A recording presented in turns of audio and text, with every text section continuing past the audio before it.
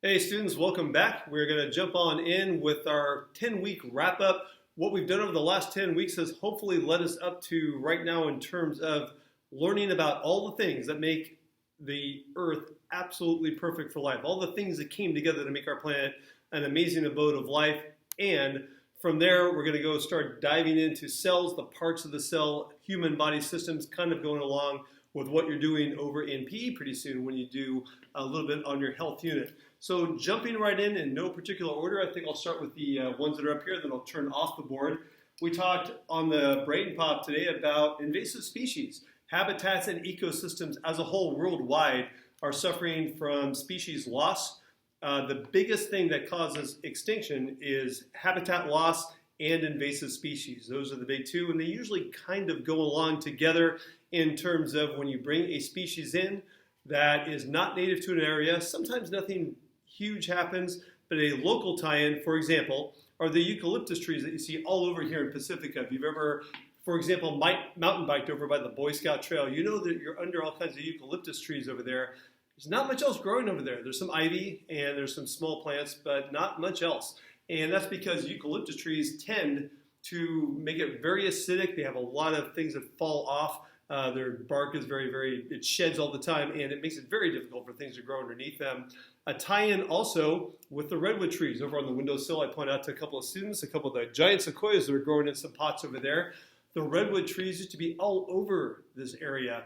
And a tie-in again with the 1906 earthquake. October 17th, yesterday, was the anniversary of the Loma Prieta earthquake. The Loma Prieta earthquake was centered down here near Santa Cruz. You guys know from being in my class that the epicenter of the 1906 earthquake was about where my finger is right now. We live, of course, at a plate boundary. The tie-in there was with friction, the force of friction.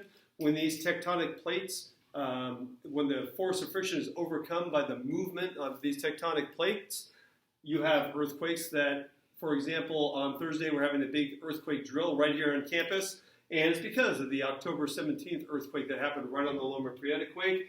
I showed just a 2-minute clip of scenes from the 1989 earthquake. And even though the epicenter was here, it also caused a lot of destruction in San Francisco and Oakland, Santa Cruz as well. And part of that had to do also with the denser layer of rock beneath the Bay Area where the earthquake waves were reflected then again were concentrated right here in San Francisco and Oakland. So a lot of tie-ins there with friction, with the tectonic plates, which we'll see again here in a minute. And when we're talking about the tie-ins with the friction that we've had already, the science from scientists that came in on Thursday did a wonderful experiment where the students were testing the friction of different substances, learning a little bit more about that force. Friction in terms of the Martian that we're watching right now. This is a picture of the fictional ship, the Hermes.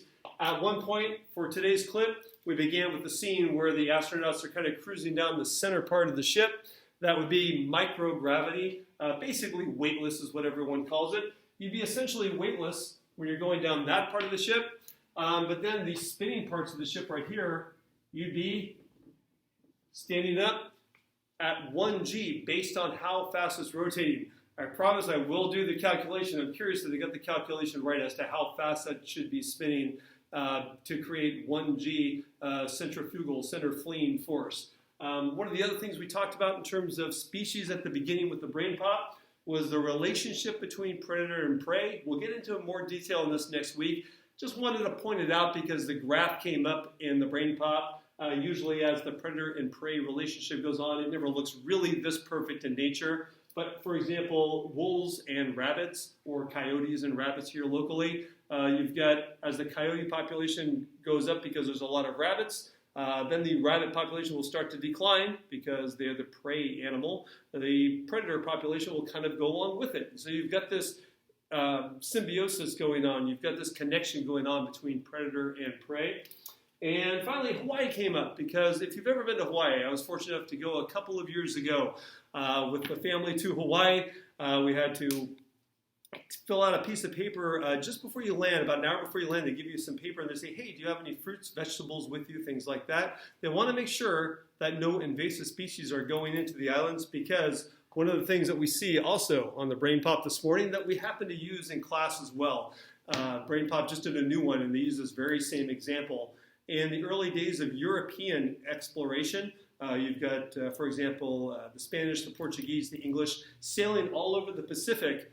They often would have rats on board their ships. The rats are amazingly good swimmers when they smell food, when they smell a place that they can reach. They are highly motivated to get to islands. They would accidentally sometimes introduce rats to islands where there's a lot of birds, native birds, that simply nested out in the open. For the rats, it was like an omelet party. They would eat all the eggs of the birds that had no natural predators eating their eggs before the rats got there. And the rats would decimate their populations. There were whole bird species in the Pacific that went extinct before science was ever even to catalog them when they were alive because of rats, an invasive species or an invasive predator coming on in.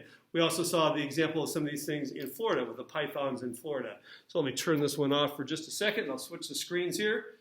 And if I'm going a little fast, this was all in our notes. It's just a very quick recap of everywhere we've been the last 10 weeks. These were our key terms for the week. If you look at our key terms, ecosystem, food chain, and community, they go right along with invasive species. They go right along with what we're trying to learn in terms of watching The Martian. I've been kind of trying to throw Elon Musk under the bus this week. Why? Why not? He probably deserves it because of this particular thing. They're talking about moving millions of people to Mars by 2050. That is wonderful if you want to bring a whole bunch of supplies up there with them, and if you want to have all the food and water available taken from Earth and transplanted to Mars. But in terms of making a living, viable, self-sustaining ecosystem, it takes a lot more than just shipping a bunch of soil and bacteria and water to Mars. When you're looking at our planet right here, you've got a planet 4 billion years in the making, and we'll get to this on the last slide, that takes an incredible amount of things working together just right to make it a sustainable environment for the living things that we have here. At the beginning of this year, for example, when we're reviewing a little bit on scientific notation, doing a little bit of big number math, we calculated in the neighborhood of 40 sextillion stars in our universe. That's a 4 followed by 22 zeros. Of all those stars and all the planets that are likely orbiting most of those stars, now that we've begun to find exoplanets, this is the only place where there's life. This, so far, is the only place where we know that there's a viable, living, working ecosystem. Yes, we will probably visit Mars. Human beings will probably set foot on Mars sometime during your lifetime. However, in terms of being a multi-planet species, you've got to realize the things that it takes to make Earth a perfect place for life. And let's get into that right now. So when you're looking at sustaining our ecosystem on this planet, you're looking at taking our resources and trying to make what we're doing on this planet in terms of decisions, good decisions for our ecosystem. Does it make sense to take all those resources and try and populate Mars right now? It might someday, but right now we've got to work on this ecosystem right here. What have we gone over the first 9 weeks before we start diving into cells, human body systems, and how the species work together? Well, in terms of life, our planet has the right elements. We did our coloring sheet, which was showing the percentages of these particular elements that are in living things. The big 4 being CHON, carbon, hydrogen, oxygen, and nitrogen. We also mentioned phosphorus and calcium being very, very important too. Those aren't the only things necessary for life, but of course in terms of organic molecules, the things that come together to make you and me, the proteins, the lipids, the carbohydrates, those are the most important in our bodies. Also, when we look at these elements, where do they come from? We are a second or third generation solar system, meaning that there had to be stars here already that then blew up, sent these elements into the galaxy, and big clouds of gas called nebula have come back together to make our solar system. So these elements only got here only after they were forged in a star at some point billions of years before Earth was even here. When you're looking at these particular elements, iron and nickel, you'll look at something like this. Fortunate happenstance when you're talking about iron and nickel in our core. Of the planets that we've seen, our planet has a molten metal core that, as it spins, protects us from large particles from the sun colliding with the Earth. In other words, the magnetic field redirects them, if you will, towards the poles. Our ozone layer is doing a great job of protecting us from the solar radiation blasting us. When you look at those two things together, we've got a shield, a natural shield, if you will, around our planet, again, protecting us. When you look at Mars, about a third the size of Earth, you don't have that natural shield. Mars is smaller, it's colder, but when we're talking about colder on the outside, in the case of Mars, Mars is colder on the inside. It doesn't have, as far as we know, plate tectonics. It may have at one time, but it certainly doesn't have them now. And plate tectonics run by a hot inner heat, partly caused by radioactive decay of elements, partly from the remaining heat when it was formed, keep Earth vibrant and changing, keep plate tectonics moving, tie in again with the 1906 earthquake and the 1989 Loma Prieta earthquake. Mars does not have that. There is no recycling of the crust going on Mars so far as we know. And if you're looking at making a viable ecosystem, we think you got to have something like plate tectonics at work, or at least some type of recycling going on. Personally, as a geologist, it always amazes me that part of our life is dependent on molten metal thousands of miles beneath our feet.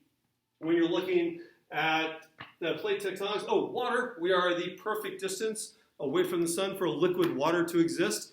Based on the amount of greenhouse gases that we naturally have in our atmosphere, for the most part, water is maintained in the liquid state. And as we've seen, that polar molecule water, it expands as it freezes.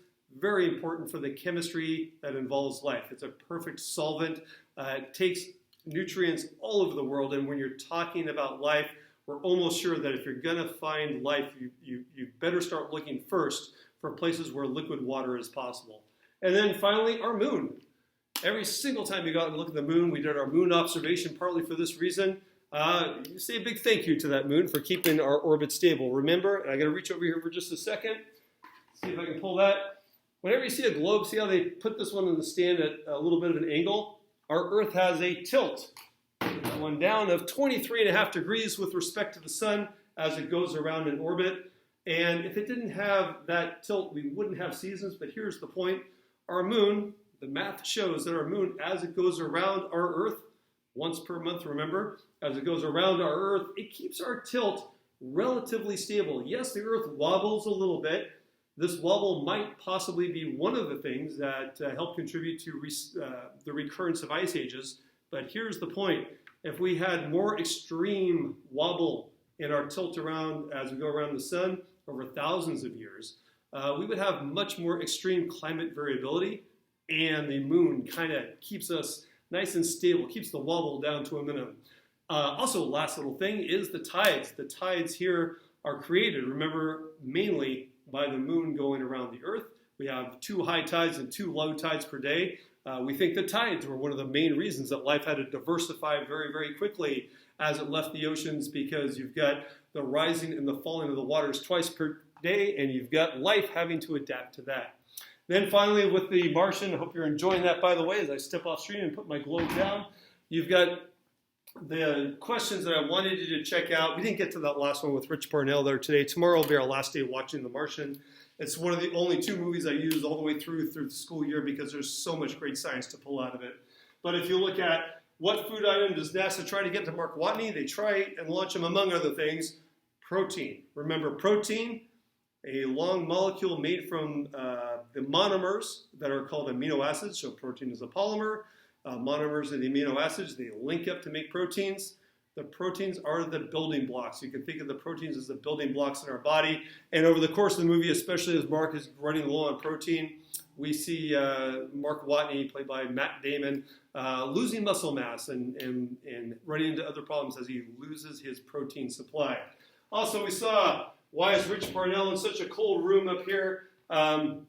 When we get to that tomorrow, it's because those supercomputers generate a lot of friction from the electrons zipping through their wires. I was fortunate enough to see a supercomputer room over at UC Berkeley, and those rooms were kept as cold as they could because it helps the computers not overheat, run more efficiently, and they have to keep them cool because of the amount of electrons zipping through their wires, their integrated circuits. And finally, last little thing, Why does the air leave the Hab? This is a one-word answer that hopefully goes back to last week. You remember the one word we were looking for here, diffusion. Once there was a break in the Hab, all the oxygen that was crowded together in one place, if you will, in the Hab, immediately diffuses to the Martian atmosphere. The example we gave in class was if you had a waiting room. If you had a really crowded waiting room and someone says, oh, this room is really, really crowded.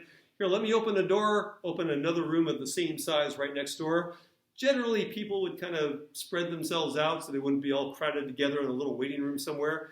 That's what diffusion is. The constant random movement of molecules goes back to Brownian motion when we saw that with Einstein and also Brown looking at the little pollen grain bap around in the water randomly. The diffusion of the air molecules out of the Hab causes Mark Watney's crops to at first boil away their water. There's little atmospheric pressure to hold the water in, and then what's remaining freezes. And so unfortunately, Mark Watney, in today's part of the show that we're seeing, he loses his crops. So that's where we're going to leave it today. We'll pick this up tomorrow with our last day of the Martian.